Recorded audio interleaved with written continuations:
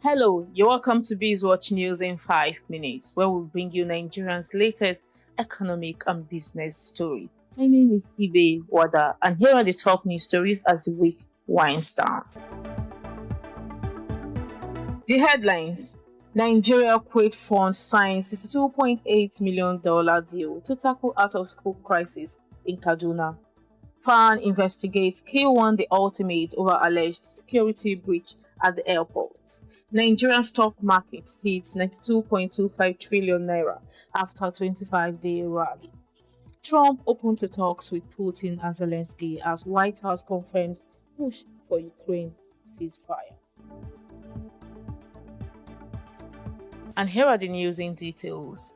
In a landmark move to combat Nigeria's out-of-school children crisis, the federal government has signed a $62.8 million memorandum of understanding with the Kuwait Fund for Arab Economic Development to support the Reaching Out-of-School Children initiative in Kaduna State.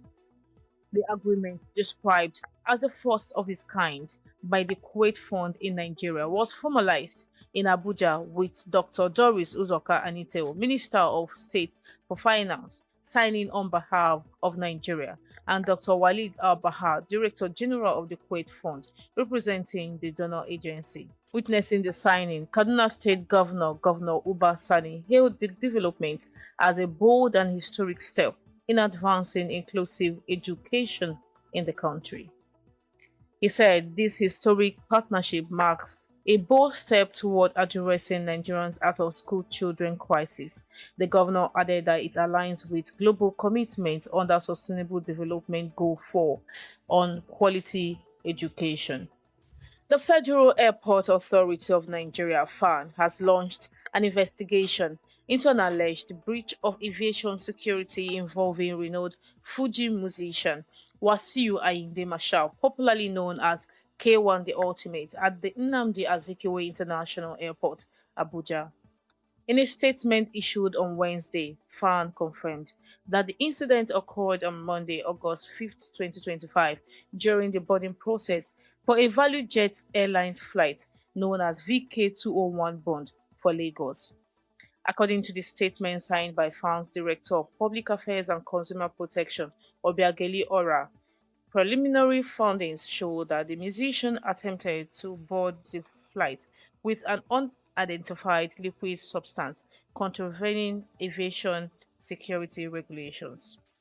Preliminary investigation confirmed that the passenger was scheduled to board the morning flight to Lagos operated by ValueJet Airlines.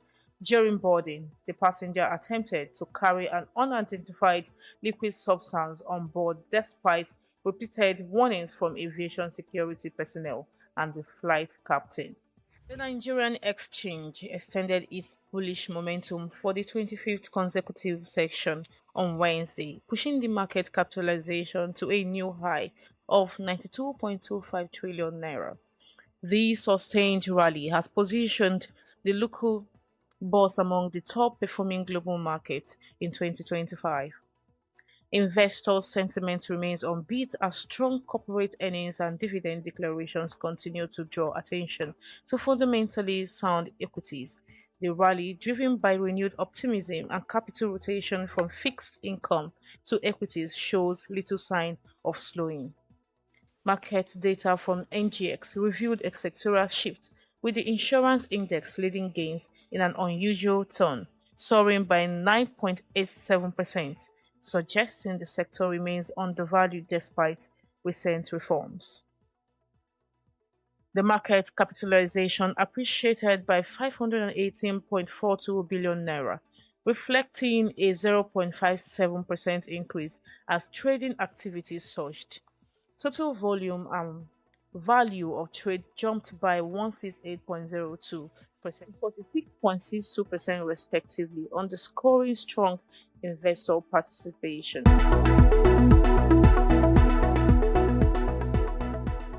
And on the global scene, the United States President Donald Trump is reportedly open to meeting with both Russian President Vladimir Putin and Ukrainian President Volodymyr Zelensky as part of a renewed White House effort to broker a ceasefire in the ongoing Russia Ukraine war.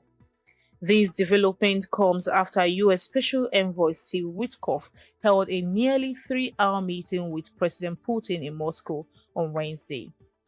The talks were described as constructive and highly productive by both Russia's state media and President Trump, who claimed that great progress was made. Speaking to reporters, White House Press Secretary Caroline Leavitt confirmed that the Russians expressed their desire to meet with President Trump, adding that the US leader is open to direct talks with both Putin and Zelensky. While no date or venue has been finalized, sources familiar with the discussion say a bilateral Trump Putin meeting could happen as early as next week, potentially followed by trilateral summit that will include the Ukrainian president. And that is all for today on BizWatch News in 5 minutes. Do not forget to like, share, and subscribe to stay updated on Nigerians' latest business news stories. My name is Ibe Wada, and I will see you next week. Bye for now.